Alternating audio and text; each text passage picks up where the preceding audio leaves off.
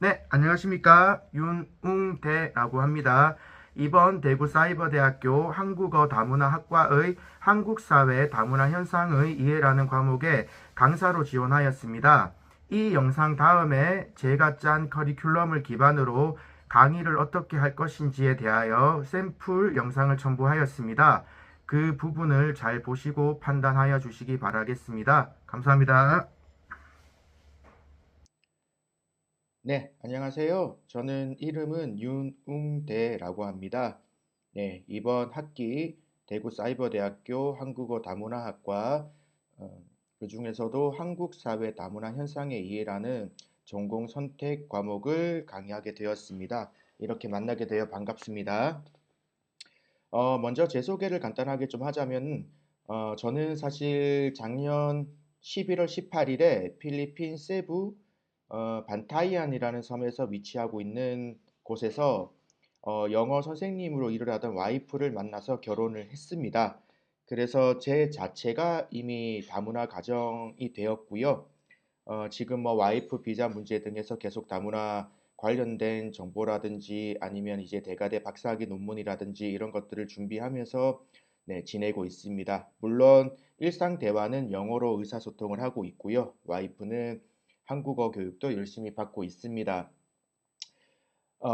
이 수업을 들으시는 학생분들도 이제 대략 이해를 하시겠지만 이제 대한민국은 더 이상 단일 민족 국가가 아닙니다. 아시는 바와 같이 지금 초고령화 급속한 진입, 초고령화 사회로의 급속한 진입, 또 저출산 문제, 요 두 가지가 저는 대한민국의 가장 큰 사회적 문제이자 미래 국가의 지속 가능한 성장 동력을 떨어뜨리는 주요 원인이라고 생각을 하고 있습니다. 그런데 이 문제를 과연 저출산 대책 문제, 초고령화에 대한 정치권에서의 어떤 실효성이 없는 정책들, 그리고 단발적인 예산 지원 같은 것들로 저는 해결이 된다고 보지 않습니다.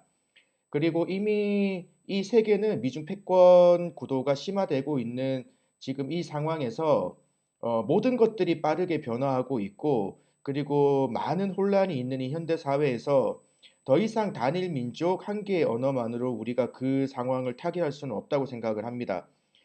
그리고 이것은 불가항력적으로 이제 대한민국은 다인종 국가, 다문화 국가, 그래서 한국어 한 개의 언어만 사용하는 국가가 아닌 이중 언어를 사용하는 국가로 저는 바뀐다고 생각을 하고 있습니다. 그래서 이 수업을 들으시는 학생분들은 졸업을 하고 난 다음에 사회로 나갔었을 때 어, 많은 상황에 부딪힐 텐데요. 거기 그 상황 속에서도 한국어만이 아닌 이중 언어를 사용하실 수 있고 이 과목을 통해서 이 공동체에 더 이상 단일 민족으로만 형성되지 않은 다인종 이중 언어를 사용하는 공동체를 만나게 되고 그 속에서 직장 생활을 하게 됐었을 때 이 과목이 조금이나마 도움이 되고 그 상황을 잘 받아들이고 대처할 수 있고 이민자, 다문화 가정에 대한 타자를 수용할 수 있는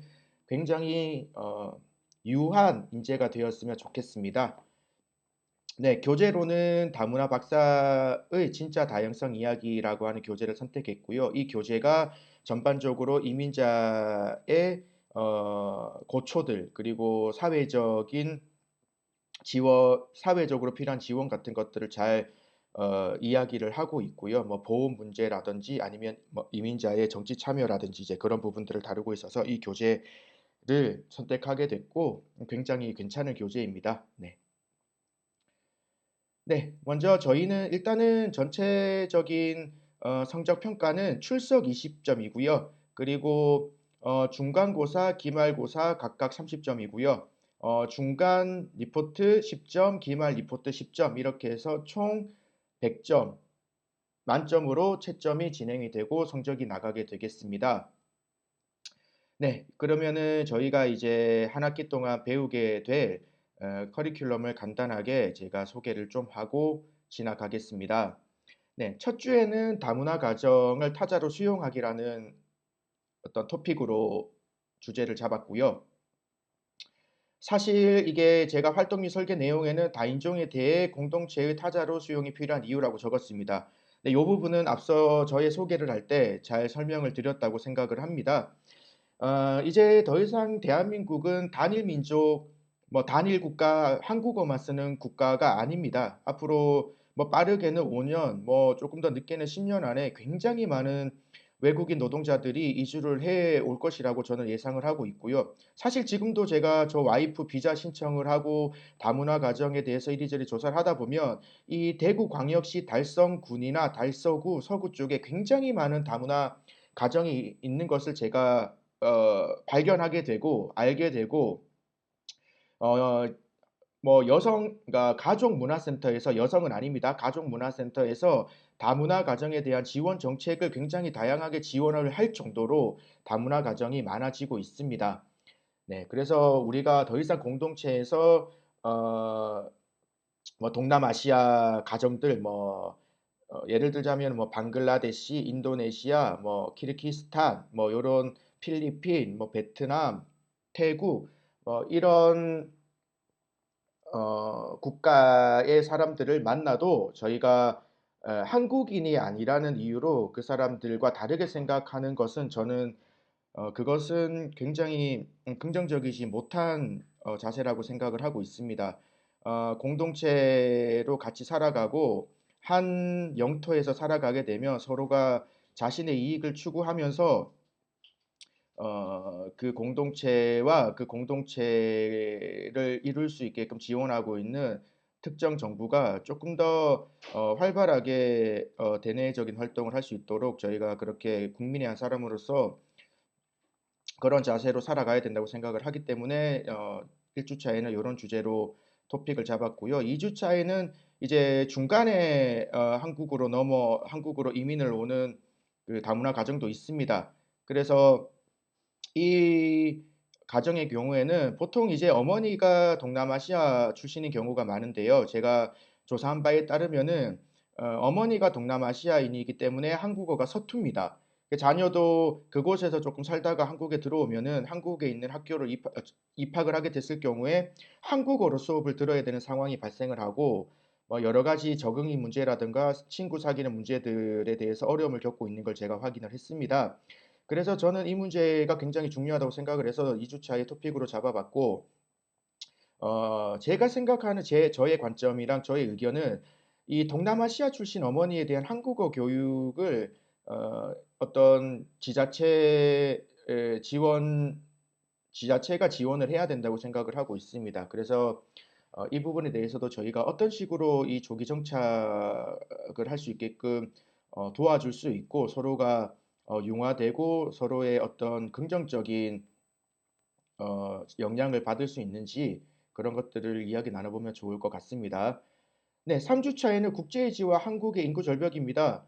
이 앞서서 설명드렸습니다. 현재 한국은 외국이가 국내 최저임금과 외국인이 들어왔었을 때 국내에서 일자리를 얻어서 일을 했었을 때 최저임금이 동일합니다. 일본만 해도 외국인의 임금이 자국인에 대해서 저렴합니다.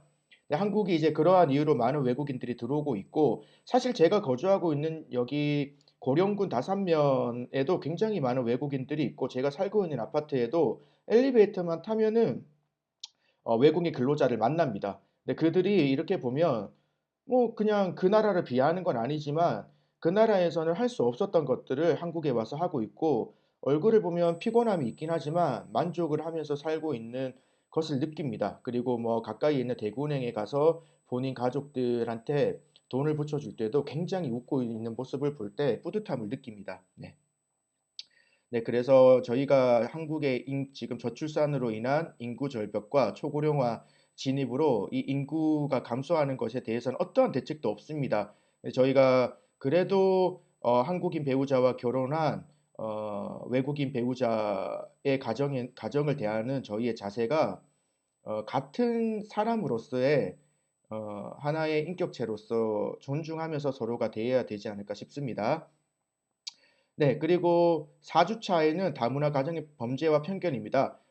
소위 피부색이 좀 다른 경우도 있습니다. 네, 저 와이프의 나라 필리핀만 해도 피부가 약간 흑인까지는 아닌데 피부가 꽤 검은색인 경우도 많은데 이런 다른 피부색 그리고 다른 언어 때문에 저 사람은 범죄 확률이 높을 거라는 외적인 모습에서 발생하는 그런 편견은 저는 굉장히 위험하다고 생각을 하기 때문에 이 챕터에서는 인종과 관련된 이야기도 좀 나눠보려고 생각을 하고 있습니다.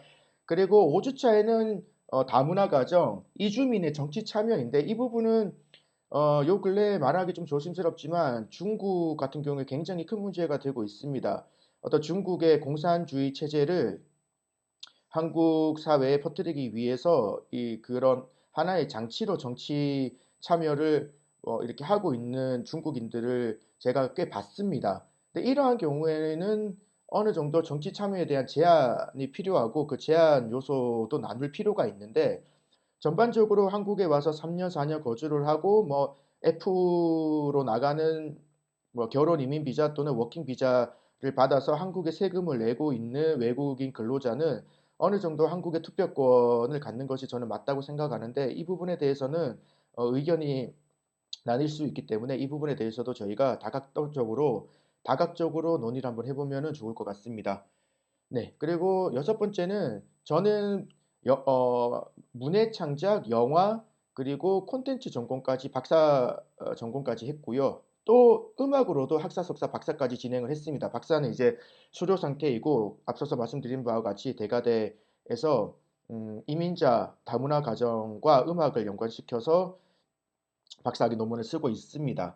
근데 이게 뮤지컬이라고 하는 게 같은 공간 내에서 특정 스토리텔링과 음악, 그러니까 그것이 단일 민족과 뭐 소수 민족, 단일 민족과 외국인 근로자를 주제로 한 테마이거나 아니면은 어, 앞으로 한국이 이 저출산 문제와 초고령화 문제를 타개하기 위한 어떤 방법이 있을까라는 논하는 어떤 스토리텔링, 논하는 주제로, 논하는 아이템으로 접근한 스토리텔링이라던가 이런 것들이 한 공연장 내에서 이런 유관된 내용의 뮤지컬을 보면 뮤지컬 안에는 스토리도 있고 음악도 있기 때문에 서로가 말은 안 하지만 가지고 있던 특정 경계심을 저는 조금 내려놓을 수 있다고 생각을 합니다. 뮤지컬이 굉장히 사회적으로도 역할을 많이 할 수 있는 부분이 있습니다. 근데 이 수업은 뮤지컬에 관련된 수업은 아니기 때문에 어, 뮤지컬이 어떻게 비어 있는 공간을 채워져 있는 장소, 그러니까 왔다가 떠나는 것이 공간의 개념이라고 생각을 한다면 정착을 하게 되는 게 장소입니다. 근데 이 공간과 장소는 확연히 다른 개념이라서 이 부분을 가지고도 저희가 논의를 한번 해보면 좋을 것 같습니다. 네. 그리고 당연히 이제 7주차에는 이민자에 대한 혐오성과 차별성인데요. 저희가 과연 그럼 한국인이 역으로 오스트레일리아나 뭐 소위 얘기하는 그 백인들 영어를 쓰는 전형적인 백인 국가에 가면 차별을 당하지 않을까요? 이 부분에 대해서는 저희가 역으로 생각을 해볼 필요가 있다고 생각을 합니다. 제가 슈퍼마켓이나 이런 곳을 가면 옆에 있는 한국인이 아닌 외국인임을 알아차렸었을 때 앞에 있던 또는 옆에 있던 사람들의 표정과 어떤 뭐랄까요? 기분이 조금 변한다는 것을 느낍니다. 근데 저는 그것이 어느 정도 사회생활을 할 때 저희가 어 조금 어 경각심을 가지고 사회생활을 해야 되긴 하죠. 이 사회에 갖가지 안전 문제들이 일어나니까요. 근데 이런 것들은 소모적인 위화감을 저는 만드는 요소라고 생각을 합니다. 그래서 이런 부분도 사실 앞서 뮤지컬 같은 공연을 같이 보면서 그런 경계심과 긴장 이런 것들을 좀 완화할 수 있는 방편으로 저는 뮤지컬이 굉장히 좋다고 생각을 하고 그 맥락과 연결이 되는 것입니다. 네. 8주차에는 중간고사입니다. 중간고사는 아마 다문화 가정에 대해서 각자의 의견을 쓰는 서술 형태로 제가 네, 평가를 진행하려고 생각을 하고 있습니다. 굉장히 다문화 가정에 대해서 구체적인 생각과 뭐 긍정적인 측면, 부정적인 측면 같은 것들을 생각을 하고 계시면 좋을 것 같습니다. 네, 그리고 9주차에는 다문화주의와 다인종 사회입니다. 앞으로 대한민국은 더 이상 단일 민족 그리고 하나의 언어인 한국어만 쓰는 국가로 더 이상 지속 가능하지 않습니다. 저희가 이런 상황에서 네, 다가올 다문화주의와 다인종 사회에 적응을 해야 됐고요. 저는 분명히 긍정적인 효과가 부정적인 효과보다 더 크다고 생각을 합니다. 네, 네, 10주차에는 한국에서 인종차별입니다. 네, 이거는 뭐 7주차 이민자에 대한 혐오성과 차별성에 연관이 되는 내용이고요. 역시 연속해서 인종차별, 피부색에 따른 어떤 위화감 조성 이런 것들이 굉장히 중요한 화두이자 테마이기 때문에 토픽이기 때문에 이 부분을 다시 한 번 더 10주차에 짚고 넘어가고자 합니다. 네, 그리고 11주차에는 다문화 가정의 의료보험에 대해서 짚어보려고 합니다. 네, 지금 현재 뭐 연금까지 한국에 들어와서 4대 보험에 가입되어 있는 외국인 근로자에 대해서 연금, 국민연금까지 지급을 하는 방안이 그런 얘기가 나오고 있습니다. 근데 중국 너무나 많이 들어와 있는 중국인들 때문에 이 부분에 대해서 우려 섞인 목소리 좀 나오고 있는데요. 과연 다문화 가정의 의료보험 혜택과 그리고 연금 제도를 어떻게 적용을 해야 되는지 저희가 아주 디테일하게 그쪽 전문가가 아니어서 살펴보지 못하겠지만 그래도 그걸 적용하는 것이 좋은지 안 하는 것이 공정성에 맞는지를 한번 네, 논의를 해보면 좋을 것 같습니다. 네, 12주차에는 역시 다인종과 이중 언어. 과연 다인종과 이중 언어를 사용하는 시대가 한국 사회에 오면 한국 사회가 어떤 형태로 변화할 것인가? 뭐 지금 가지고 있는 사회적인 고정관념, 그로 인해서 만들어져 있는 시스템 같은 것들이겠죠. 네, 그것들에 관해서 어떤 것이 이미 음, 시대의 흐름에 거스르고 있는 것인지 어떤 것이 바뀌어야 되는지 이런 것들을 좀 이야기를 나눠보면 좋을 것 같습니다. 네, 13주 차에는 이중 언어로 변하는 한국 사회입니다. 과연 이 이중 언어라고 하는 게 한국어 외에 영어, 일본어, 뭐 불어, 그리고 스페인어, 뭐 저의 와이프 같은 경우에는 따갈로그 마닐라에서는 따갈로그어를 쓰고 세부에서는 세부아노를 씁니다. 굉장히 많은 언어가 있는데요. 어떤 언어로 한국 사회가 흘러갈 것인지 영어는 당연한 거고요. 제2의 제2의 외국어에 해당되겠죠. 어떤 외국어가 효율적이고 지금 현재 한국에 어떤 나라의 사람들이 가장 많이 들어와 있는 외국인 근로자에 해당되는지를 따져보면서 어떤 언어를 많이 쓰고 있는지 이런 것들을 이야기를 나눠보면 좋을 것 같습니다. 네, 그리고 연이어서 14주차에는 네, 이런 언어를 과연 우리가 이런 언어를 배워야 되는지 아니면 그들도 세계 공용어인 영어를 배우고 이 단일 민족도 세계 공용어인 영어를 배워서 영어로 의사소통을 하는 게 좋은지 아니면 한국 사회에 왔으니까 한국어를 배워서 한국어로 서로가 의사소통을 하는 게 좋은지 아니면 문화적 교류 차원과 같은 공동체를 이루기 위해서 그들이 쓰는 언어를 한국인들이 어느 정도 습득을 하고 어떤 사회적인 보장 제도 시스템이라든가 뭐 동사무소 뭐 이런 곳에서 그런 것들을 감안을 하고 행정 처리를 하는 게 맞는지도 이야기를 나눠보면 좋을 것 같습니다. 네, 그리고 기말고사에서도 이와 관련된 주제로 네, 서술하는 형태로 시험이 진행될 예정입니다. 네, 감사합니다. 그러면 한 학기 동안 저희가 이제 피할 수 없는 숙명적인 한국의 다문화 현상의 이해, 한국 사회의 다문화 현상의 이해, 다문화로 바뀌고 있는 한국을 한번 살펴보고 거기에 대해서 우리가 어떻게 대처를 해야 되는지 살펴보면 좋을 것 같습니다. 감사합니다.